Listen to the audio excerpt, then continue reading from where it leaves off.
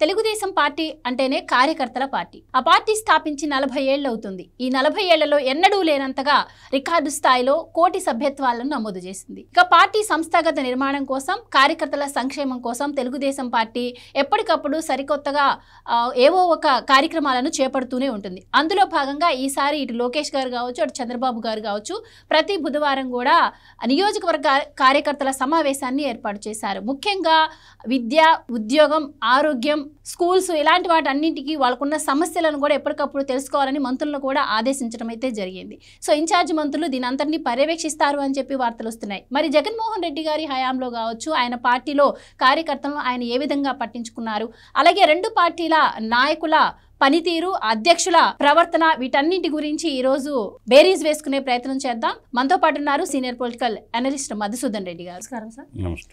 కార్యకర్తలే పార్టీకి బలం అంటారు సార్. అధికారంలో ఉన్నా లేకపోయినా కూడా తెలుగుదేశం పార్టీ ఎప్పుడూ కార్యకర్తలను వదిలిపెట్టలేదు. వాళ్ళ సంక్షేమం కోసం ఎప్పుడు కూడా ఆరాటపడుతూనే ఉంటుంది. కానీ జగన్మోహన్ రెడ్డి గారి హయాంలో వచ్చేసరికి మనం చూసాము, అధికారంలో ఉన్నప్పుడు, అధికారంలో లేనప్పుడు ఎప్పుడూ కూడా ఆయన కార్యకర్తలకు దగ్గరగా లేడు. ఈవెన్ ఆయన పార్టీ ఎమ్మెల్యేలు, మంత్రులు కలవాలన్నా కూడా ఆయన ఛాన్స్ ఇచ్చేవాళ్ళు కాదని చెప్పి స్వయంగా ఆ పార్టీ నుంచి వచ్చిన వాళ్ళే చెప్పడం జరిగింది. ఈవెన్ దానిపైన విజయసాయి రెడ్డి గారు మొన్న ఈ మధ్య పార్టీ నుంచి బయటకు వచ్చిన తర్వాత ఒక ట్వీట్ కూడా పెట్టారు. రాజు స్టోరీ ఏదో ఒకటి చెప్పడం కూడా జరిగింది. సో దీన్ని బట్టి కూడా క్లియర్గా అర్థమవుతుంది ఆయనకు కార్యకర్తలు అంటే అసలు లెక్కలేదని చెప్పి. సో మీరేం చెప్తారు రెండు పార్టీల మధ్య వ్యత్యాసం, నాయకుడికి ఉండాల్సిన లక్షణాలు గురించి? ఇప్పుడు దొంగల బండి ఆగిపోయింది, జర్నీ కూడా ఆగిపోయింది. ఇప్పుడు దొంగల బండి గురించి మనం మాట్లాడాల్సిన అవసరం లేదు. ఇంకా దొంగల బండి రాదు, ఆ దొంగల బండి ఎక్కేవాళ్ళు ఎవరు లేరు. ఎప్పుడు కూడా పెద్దవాళ్ళు ఒక మాట చెప్తారు, సత్పురుషుల సాంగత్యం మానసిక వికాసానికి, భావితర భవిష్యత్తుకి దోహదపడద్దంటారు. అంటే సత్పురుషుల వికాసం అనేది వాళ్ళతో స్నేహం చేసినా మంచి మాటలు చెప్తారు, మంచిగా ఎలా జీవించాలో చెప్తారు. దొంగోడితో సావాసం చేస్తే దొంగ బుద్ధిలో వస్తాయి. దొంగోడు రాజకీయ పార్టీలో చేస్తే ఇంక వాళ్ళు కూడా దొంగలకు మారిపోతారు, మంచోళ్ళు కూడా దొంగలు. అందుకని చెప్తాను, 10 మంది తాగుబోతుల మధ్య ఒక మంచోడు కూర్చుంటే వాడిని కూడా తాగుబోతుడే అంటారు. అట్లాగే 10 మంది మంచి మనుషుల మధ్యలో ఒక తాగుబోతుడు వచ్చి కూర్చుంటే వాడిని కూడా మంచోడే అంటారు. ఈ వ్యత్యాసం అర్థమై ఉండాలి. ఫస్ట్ ఒక పార్టీ అంటే దానికి మౌలికమైనటువంటి సిద్ధాంతం అనేది ఉండాలి. ఈ యువజన శ్రామిక పార్టీకి సిద్ధాంతం లేదు, పాడు లేదు, రాద్ధాంతం తప్ప దానికి సిద్ధాంతం లేదు. ప్రతి పార్టీకి ఒక కాన్స్టిట్యూషన్ ఉంటుంది. భారతదేశాన్ని ఎలా పరిపాలిస్తాము అనేదానికి ఒక కాన్స్టిట్యూషన్ ఉంటుంది. అదేవిధంగా ప్రతి పొలిటికల్ పార్టీకి ఒక కాన్స్టిట్యూషన్ ఉంటుంది. కానీ భారతదేశంలో ప్రాంతీయ పార్టీలు తీసుకున్నా, జాతీయ పార్టీలు తీసుకున్నా అన్నిటికీ ఒక పుస్తకం అనేది ఉంటుంది.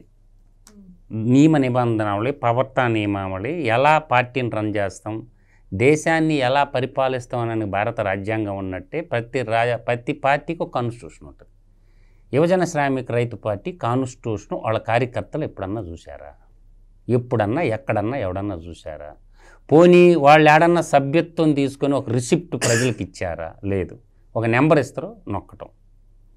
అంటే దాన్ని బానిసత్వానికి రూపం అన్నమాట.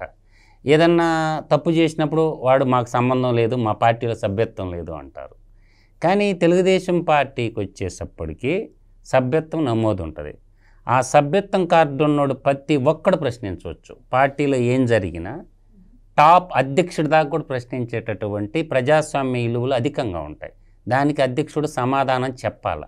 ఒక క్రమశిక్షణ కమిటీ ఉంటుంది, దాని ముందు చేసుకోవచ్చు. ఒక సభ్యత్వం కార్డు అనేది ఉంటే, ఒక ఓటర్ కార్డు ఉంటే మనకేంది, ఓటు వేయటానికి విలువ వస్తుంది.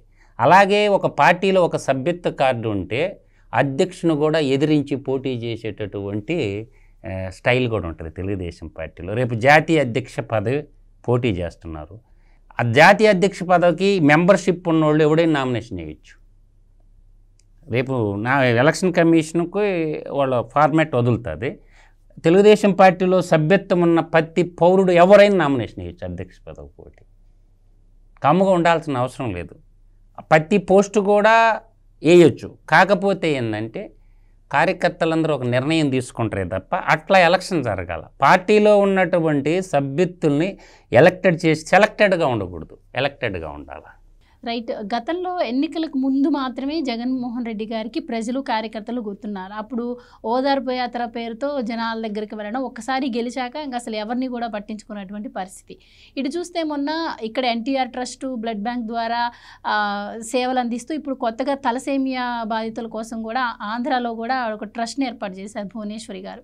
సో ఆవిడకి తోచినంతలో విద్యార్థులకు సైకిల్ ఇవ్వడం కావచ్చు, ఇలాంటివన్నీ కూడా ఆవిడ చేస్తూ ఉన్నారు. మరి ఇటు వైసీపీ తరపున చూసుకుంటే ఇలాంటి సేవా కార్యక్రమాలు ఏమైనా చేసినటువంటి చరిత్ర ఉందా? ఇలాంటి ట్రస్ట్లు ఏమైనా ఉన్నాయా? అండ్ ఈవిడ చేసే పనికి కూడా ఎమ్మెల్సీ కోడ్ అమల్లో ఉంటే ఈ విధంగా ప్రోగ్రామ్స్ చేస్తారని చెప్పి దీన్ని కూడా విమర్శించింది అప్పట్లో వైసీపీ. సో మీరేం చెప్తారు? అంటే ఎలాంటి మార్పు రావాలంటారు జగన్మోహన్ రెడ్డి గారిలో? అండ్ టీడీపీ కూడా ప్రజల్లోకి ఇంకా వెళ్ళేందుకు, కార్యకర్తలను ఇంకా బలోపేతం చేసుకునేందుకు ఎలాంటి కార్యక్రమాలు చేపట్టాలంటారు? ఇప్పుడు మనిషికి కొన్ని సుగుణాలు చెప్పారు మన పెద్దోళ్ళు. దానగుణం ఉండాలా, దయాగుణం ఉండాలి. దానగుణం దయాగుణం లేని జీవితమే కాదు. జగన్ బ్రతుకు నిత్య నాటకం. జగన్ నాటకాన్ని మించిన పెద్ద నాటకం వాడు బతుకు. ఆస్తుల కోసం అంతస్తుల కోసం నిత్యం ఆరాటపడే వ్యక్తి, ఆస్తుల కోసం అంతస్తుల కోసం నిత్యం ఆరాటపడే ఒక వ్యక్తి దగ్గర దానగుణం దయాగుణం ఉండదు. మొత్తం జగన్ నాటకం ఉంటుంది అన్నమాట. అందువల్ల నేను అనేది ఏంటంటే, దాతృత్వం అనేది ఎక్కడి నుంచి వస్తుందంటే మనం పెరిగిన వాతావరణం నుంచి వస్తుంది. అన్నగారి కుటుంబం అంటే దాతృత్వానికి మారుపేరుగా నిలిచింది, ఆ విధంగా నడుస్తూ ఉంది అన్నమాట. కాబట్టి ఆలోచన విధానంలో మార్పు రాకుండా సంఘజీవిగా బతకాలంటే ఫస్ట్ మనిషి కొన్ని విధానపరమైనటువంటి నిర్ణయాలు ఉండాలన్నమాట. పిచ్చుక చిన్నదే, కానీ పిచ్చుక అనేది అంతరించిపోతే దాని తీవ్ర పరిమాణాలు ఏ విధంగా ఉంటాయో చైనాను చూసి మనం నేర్చుకోవచ్చు. చిన్నదే పిచ్చుక గూడు, చిన్నప్పుడు కిచకిచకిచలంటా ఉంటే క్రిమికీటకాలను ఎన్నింటో తిని సర్వమానవాళికి పర్యావరణానికి ఉపయోగపడేటటువంటి జీవి అన్నమాట పిచ్చుక. ఆ పిచ్చుకను కూడా లేకుండా చేసుకుంటే ఇప్పుడు రోగాల బారిన పడి ఎలా ఇలవిల్లాడుతున్నారో అందరూ చూస్తున్నారు. అట్లే బాగా సంపద ఉన్నటువంటి ధనికుల అనబడి ఎర్రవీగిన ఎందరెందరో ఈరోజు కుమిలి వేడుస్తున్నారు. లక్షల కోట్లు ఉండి కూడా ఏం చేసుకోలేనటువంటి దుస్థితి చాలా కుటుంబాల హిస్టరీ నాకు తెలుసు. ఎందుకంటే మాకు ఒక సంస్థానం ఉండేది, బుచ్చిరెడ్డిపాలెం సంస్థానం అని. సంస్థానాధీశులోళ్ళు చివరికి తొంగి చూసేవాళ్ళు కూడా లేరు ప్రజలు. ఇప్పుడు వందల వేల ఎకరాలు వేల కోట్లకి ఆంధ్ర రాష్ట్రానికి రెండో ముఖ్యమంత్రి ఆడి నుంచి వచ్చిండు, ఆ సంస్థానం నుంచే వచ్చిండు. చివరికి ఏం మిగిలినాయి అంటే చింతామణి నాటకంలో ఎంత సంపాదించిన చివరికి చిత్తు కాగితాలు చెప్పేనే నా అప్ప అని ఒక డైలాగ్ ఉంటుంది. అట్టా సంపదను ఎంత సంపాదించుకొని ఎన్ని కోట్లు కట్టుకున్నా బతికితే శివాజీలాగా బతకాల, ఒక శంభాజీలాగా బతకాల, ఒక రుద్రమదేవిలాగా బతకాల, ఒక ఝాన్సీ రాణిలాగా బతకాల. ఇలా ఒక గోన గన్నారెడ్డిలాగా, ఒక పుచ్చల సుందరరామరెడ్డిలాగా, ఒక తరిమెళ్ళ నాగిరెడ్డిలాగా, ఒక కొండపల్లి సీతారామలాగా, ఒక ఎన్టీ రామారావులాగా, ఒక సర్దార్ గౌతో లచ్చన్నలాగా, ఒక టంగుటూరి ప్రకాశం పంతుల్లాగా ఇలా బతకాల. మనిషికి బతకడం కూడా తెలిసి ఉండాలి. మనకు దోచుకోవడం దాచుకోవడం తప్ప ఇప్పుడు దయాగుణం లేదు, మొత్తం దానగుణమే కదా ఉండేది. ఒక్కొక్క దానవుడికి ఏ లక్షణాలు ఉంటాయో అసురులకి ఏ లక్షణాలు ఉంటాయో ఆ లక్షణాలు ఉన్నోడు కొంతకాలం వెలుగుతాడు, తర్వాత శాశ్వతంగా మూసేస్తారు, సమాధి కట్టేస్తారు అన్నమాట. అంటే దయాగుణం లేనటువంటి వాడికి సంఘాన్ని సంస్కరించి సంఘాన్ని పరిరక్షించేటటువంటి గుణం లేనివాడితో ఎంత మాట్లాడుకోవటం వేస్ట్, కాలజ్ఞానం కూడా వేస్టే, కాలం వేస్టే, టైం వేస్టే. అందువల్ల అసురుల జీవితాలు ఏమైపోయినాయో మనకు అందరికీ తెలుసు, చాలా హిస్టరీలో చరిత్రలో చూసాం.